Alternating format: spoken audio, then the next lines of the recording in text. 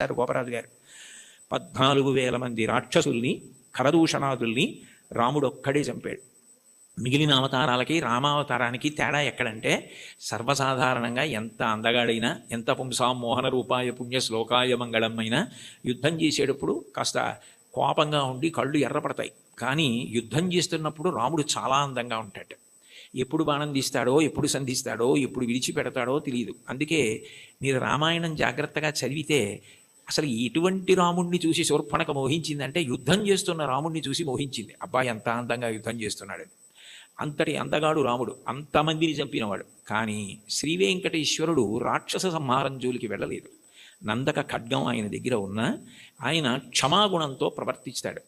ఇన్ని తప్పులు చేసిన వారైనా ఆయన దగ్గర కైమోడ్చి నిలబెడితే క్షమించడమే ప్రధాన లక్షణంగా ఉండి, పాపములకు ప్రాతినిధ్యంగా కేశఖండనం, కేశములను తీసి క్షమించి పంపిస్తాడు. అందుకే శ్రగ్భూషాంబరహీతీనాం సుషమావహమూర్తయే సర్వార్తి శమనాయాస్తు వెంకటేశాయ మంగళం దయామృత తరంగిణ్యాస్తరంగైరివ శీతలై అపాంగై సించతే విశ్వం వెంకటేశాయ మంగళం అంటారు.